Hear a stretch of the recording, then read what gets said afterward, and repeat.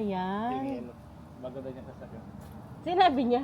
Sinabi mo pa siyang ka nakapark? Sabi ko, gusto ba ng inamin? Hindi na, sabi ko, nagsama siya mga bata. Tanong kung bakit lalakad. Sasakyan daw yung yellow doon nasa tabi dyan. Yung lagi yung sasakyan. Okay. Nasaan siya? Ano sa loob? But I think there is somebody sitting like. Okay. Okay. Ay, hello guys! Nandyan pala kayo! Nagchichismisan kami dito! Kumusta po? Kumusta? Baba, ikaw? Kasi bumaba kami, Dad. Ang Kenneth kasi, nagtinitrain ko na mag-toilet na. Kasi nga, para sa pasukan, ngayong August, ready na siya. Doon ko siya pinaihi sa gilid. Sabi ko sa kanya, hindi mo to dapat gawin. Pero dahil nandito na tayo, ihi na siya. Ayoko na kasi siya nagda-diaper din kapag lumalabas kami para ma-practice talaga siya. So mula sa bahay hanggang sa labas, talagang todo yung practice niya sa pag-ihi. Nandito kami sa yung dating hotel na kung saan nagtrabaho si Daddy. May kinuha lang siya kasi nag-ano siya dito. Nagpa-part-time siya. Dito din yung unang trabaho ko dito sa Netherlands. Yan ba? Dito ako unang nagtrabaho noon. Diyan yung hotel na yan. Ayan, nililinis ko yan dati. Yung restaurant kasi nila dito, nandoon banda. Tapos yan yung reception nila. Tapos yung mga kwarto dito. Ayan, naku, lahat yan. Nililinis namin noon. Pati yun, yung banda doon yun. Ano pa rin yan, yung hotel. Maliit lang siya na hotel compare sa mga malalaking hotel. Pero alam nyo ba, dyan nagstay yung hari noong King's Day. Dito siya natulog. Narinig ko, chinismis. Tinanong ng matanda na isa pumasok doon. Sabi nung sa receptionist, binuk niya yung buong hotel. Ay, ganon. Walang iba. Noong April 27 ba yan? Wala silang, parang hindi niya pwede sabihin anong kwarto natulog o ano. Oo, pero yung buong hotel. Ang dinig ko parang sabi yung buong hotel bilang ilan lang naman yung kwarto kasi dyan. Oo, parang 22, 23, parang ganyan yung kwarto, maliit lang kasi talaga siya. Yung Kenneth, ang hilig niya sa ganito ngayon, yung pumapasok siya sa damit ko. So yan, ito yung pinagstayan ng King's Day. April something yun, basta last week ng April. Yung system kasi nila dito, alam na alam pa rin ni Daddy. So, hinahire siya minsan para ayusin yung system nila, yung ordering system nila sa restaurant. Grabe, hindi pa rin tayo makatulog guys. Grabe na ang mata natin. Mag-grocery muna kami saglit. Nandito kami sa parking, pero tingnan nyo to. Napansin ko lang. Etong pader, meron siyang libreng blackberries. Tikman natin yan. Try natin. It's very, very maasim. Meron pa dito banana. Come on. The red one? Yes. Come on. Let's go get them. Nakita ko sila, ano lang siguro to, mga ligaw. Ayan, ang dami. Mga libreng blackberries dito sa Netherlands, guys. Libre lang yan, nasa daan lang eh. Actually, nasa ano siya, nasa wall ng separation. Wall ng separation. Nandito parking, nandyan kami pupunta sa groceryhan. Let's go get some berries, anak. The black ones. Ang dami, guys, Ayan, Why not the red one? We can get the black ones. Parang wild ito. Wild berry. Black one. That's fine. We can get the black one. Yes. Yes. Good job. Give it to mommy.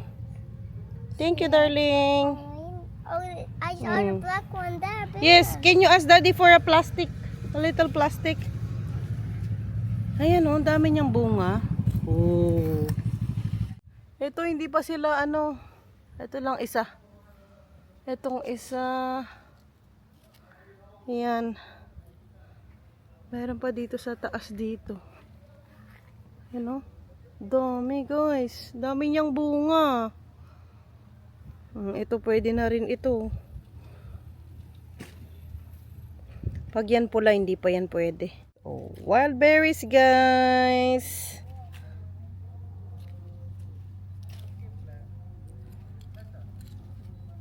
Uy. May natikman ako kanina na na matamis. Merong matamis, meron din na Maasim-asim pa. Hitik na hitik, oh. Ang dami pa. Ayan pa sa taas, oh. Meron tayong mga free berries. Yes, oh, let's go. Can we eat? Yes, we can eat them, of course. Why would they eat the cows? Yes, oh. Sa bahay na daw namin kainin. Ano na muna namin? Labhan. Ay, labhan. Banlawan. Oh, the mountain. Thank you. Thank you so much, plant. Opo, maingay. Opo, opo. Para yan siyang ano, oh, parang inaano yan. Ano yan siya? Parang construction site. Okay, let's go give them to daddy. Yes. Yes. At nang makagrocery tayo saglit. Ayun sila, oh. Tapos na tayo. Tapos na tayo nanguha. Ano yun sila, mga wild blackberries. Usually kasi pag July, August, September, ganyan. Maraming tumutubong ganyan dito. Lalo na kapag sa, sa forest ka banda punta-punta. Ayan, maraming mga, ay, ang dami pa dito, oh. Pakita ko sa inyo, guys. Meron pa dito sa gilid. Oh, ito malalaki. Dami, oh. Sayang. Di man lang nakakain. Ayan pa, oh. Ay, ito, hindi ko to alam kung nakakain ba yan or hindi. Pero wag lang. Ito kasi ano yan, eh. Wild, ano talaga yan, blackberry. Dami, oh. Diba? Nice.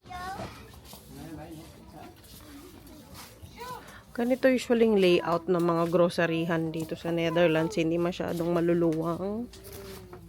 Hindi ka guys, sa atin talagang marami kang variety. At usually sa mga groceryhan, marami ka ng options ng bread. So hindi mo kailangan pumunta ng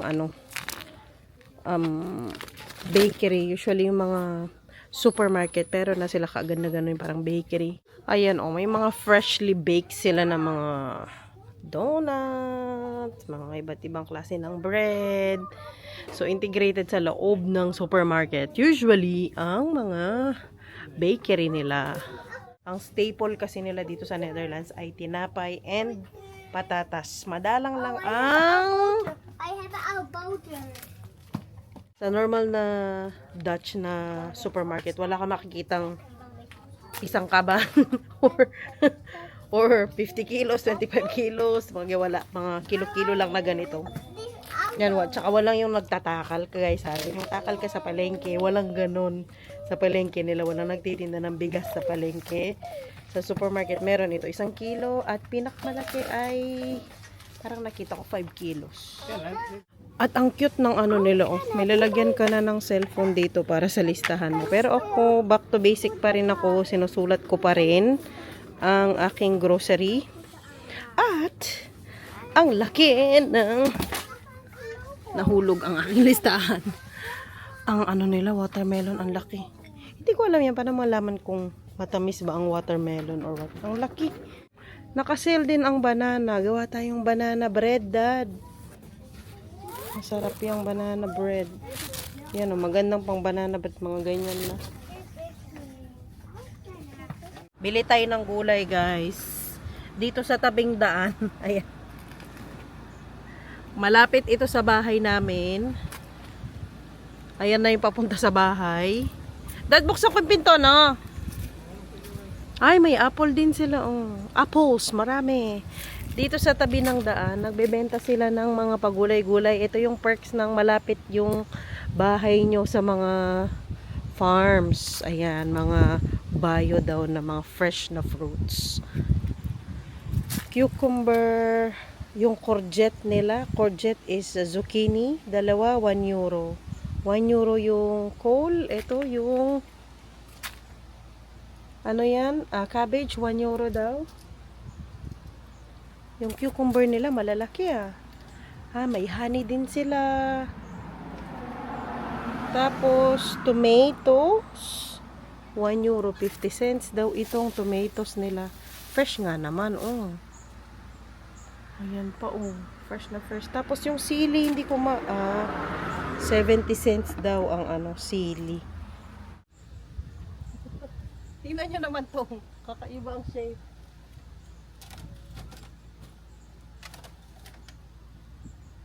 Kuha ko ng 2 zucchini ay 1 euro. And then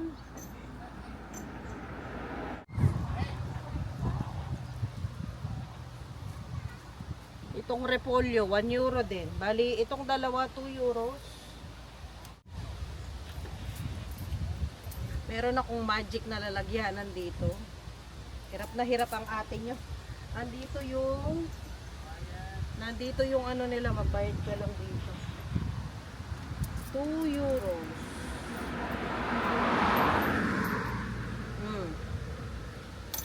Ayun na guys. Nakabili tayo for 2 euros ng gulay. Puntahan pa natin yung isang ano dito, tindahan na mga gulay dito malapit sa bahay. Mga fresh yung gulay nila dyan, mga patatas. Open naman siya. Ayan, dito siya. Yung bahay ng best friend ni Zoe, doon banda, sa left side. Ano ka lang ng konting-konti. Malapit lang ito sa bahay ng best friend ni Zoe. Nila Amarins. Can we see inside? Yes, mga fresh ano. Ayun, pwede ka siguro mag-park dyan. Oh, yes. Ayan, para lang siyang bahay-bahay na ginawa nilang tindahan para sa mga ano nila. Fresh produce. Let's go buy. Daddy, ano mami? Okay. Let's go buy. Ano din siya, walang tao. So ikaw lang magbayad ka lang na ano. May bell sila. Wala. Walang tao. Fresh produce. Siguro, bell mo pag ganun. Oh. Ano ito? Fresh na? Pramen. Knoflook. Knoflook. Knoflook hebben we niet. Nee. Nee. Oh. En aardappel. We hebben geschat krultjes, maar we hebben ook zakjes aardappelen van Oh. 7 kilo. 7,5. 7,5 mami. Dat mag niet 1 kilo, 2 kilo, dat mag niet. Nee, dat Alleen kan met een niet. grote, ja? Ja, Ja, dat snap is het. Ja. Snap het. Zoe. Oké. Ja. Madutulong Nee, alsjeblieft. doe maar erop, schatje. Nee. Nee, schatje. I'm gonna do the broccoli. Sorry. Hebben jullie ook bananen? Ik wil die... Banaan? Nee. Schatje, dit is niet dat tropische. Nee. Maar niet. Spicy Hij bol- ook. Nee, Hebben jullie ook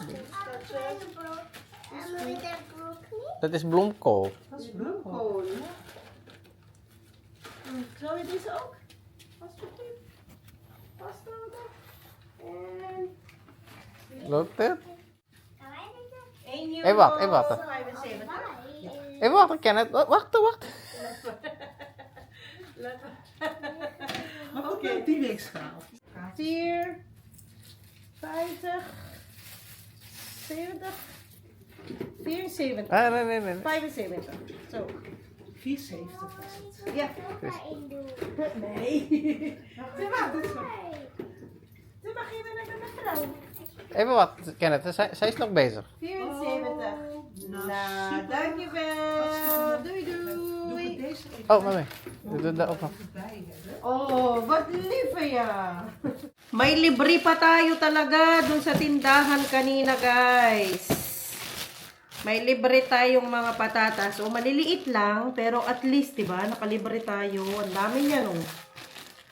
Gawa ako ng hash brown at yung Korean, banchan ba yun? Basta yung Korean na side dish na maliliit na patatas. Dami guys, maraming salamat po. Grabe, kabait talaga ng mga farmers dito sa malapit sa bahay. Yan talaga ang maganda kapag nakatira sa malapit sa farm. Bukod sa tahimik na yung kapaligiran, tsaka wala masyadong chismis, wala masyadong anik-anik. Meron pa mga stall na gano'n, nabilihan ng mga fresh na gulay. May nabili akong doon, broccoli. At eto, magpansit ako, sakto. Gamitin ko yung kanina na nabili natin sa unang tindahan. Mga fresh na beans. Di ako nakatanim ng ganito eh. Yan o. Pang pansit. Meron pa tayong mga nabili doon kanina sa kanya, mga apples. Imagine 1 kilo. Sa mga tindahan, ng 1 kilo ng apples sa ngayon ay around 3 euros to 4 euros. Meron ka pa siguro makitang 2 euros 50. Hindi ako sure dyan. Pero sa kanyang apple niya ay apples, 1 kilo, 1 euro. Imagine. Napaka ano pa fresh. Ito yung tindahan nila kung gusto nyong pumunta. Ayan siya. Boerderij winkel. And de Jong. Boerderij, ibig sabihin farm. Winkel, ibig sabihin tindahan.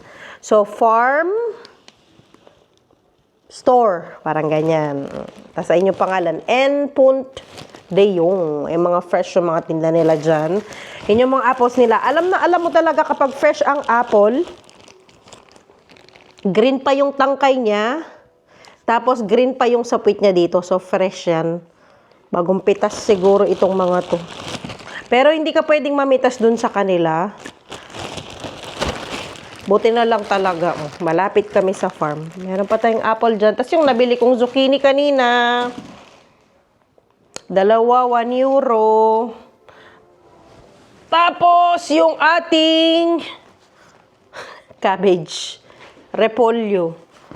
Tanggalin ko na nga to. Na ano lang kasi ako, nawili ako, napakalaki ng ano niya. Di pa siya tinanggal actually.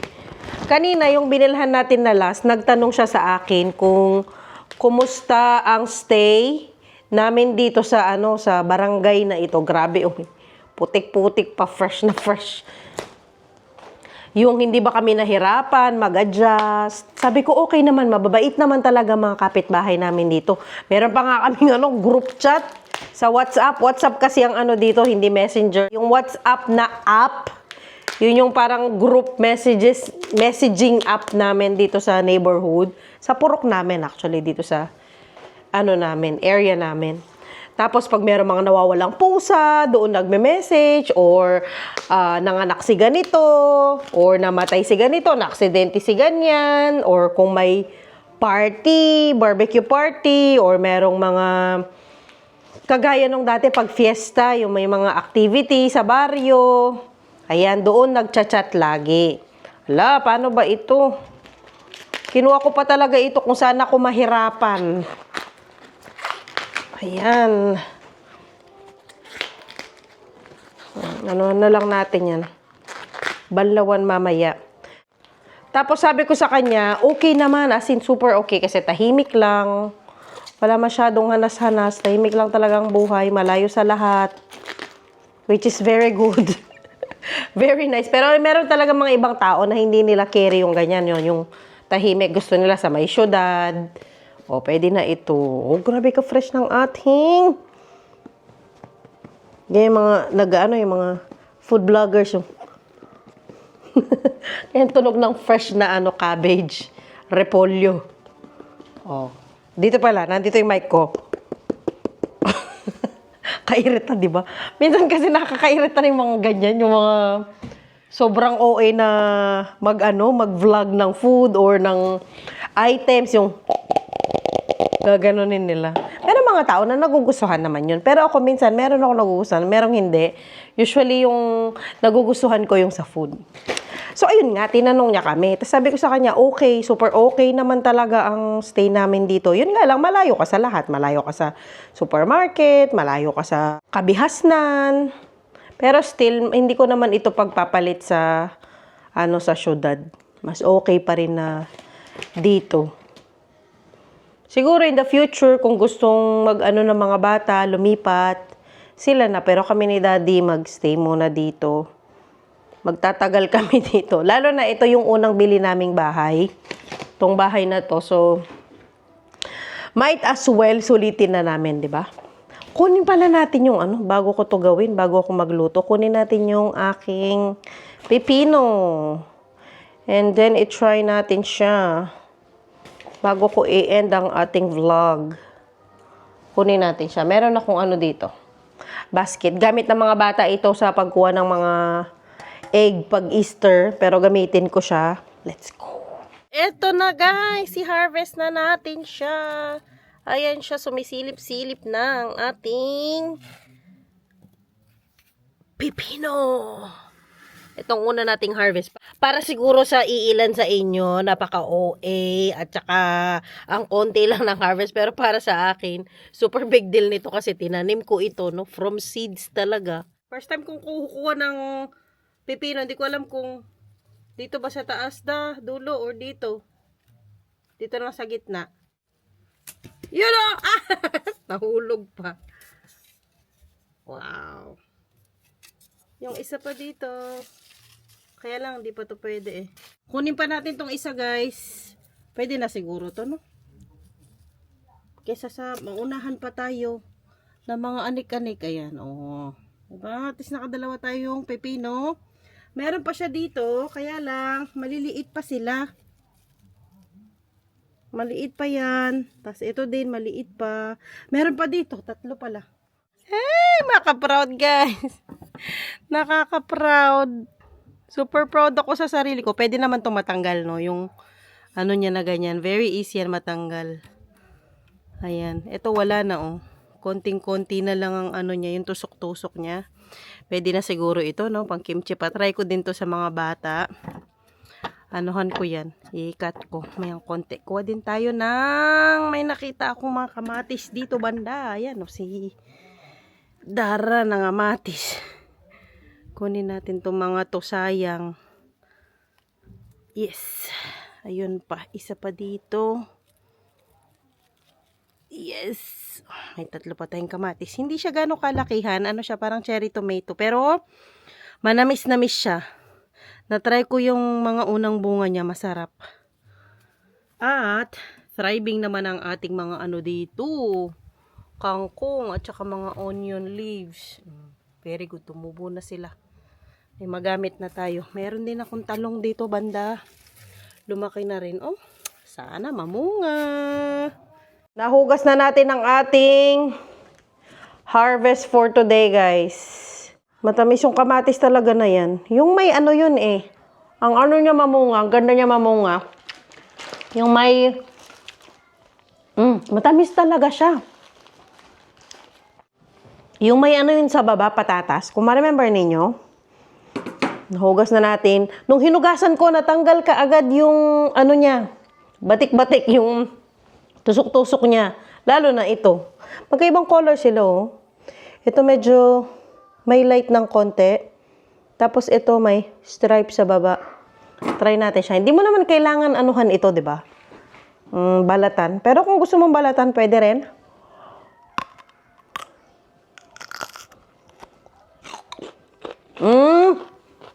Dan. Ang sarap. Wala tong pesticide, guys. Fresh na fresh. Walang... Ang sarap lang. Hindi na nakapagsalita.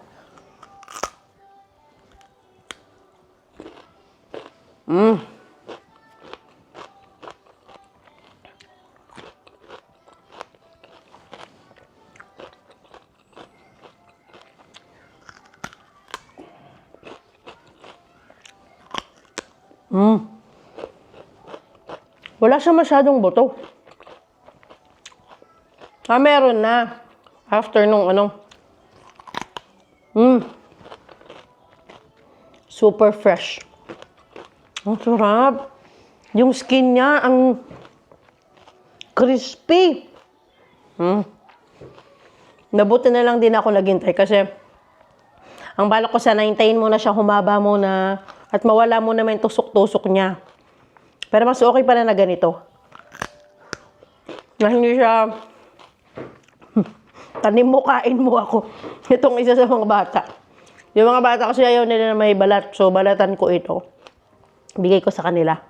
Naalala ninyo, bumili tayo ng pepino din last time dun sa farm. Kasi hindi pa nga pwede itong mga pepino ko dito sa bahay. I mean, dito sa garden. Ganito ang lasa nila. Napakasarap at fresh at crispy. Guys, maraming salamat sa panonood. And keep on watching! Kung di pa po kayo nakasubscribe, please do subscribe na po sa aming channel. See you all next time. And click the bell button para updated kayo. Sarap talaga.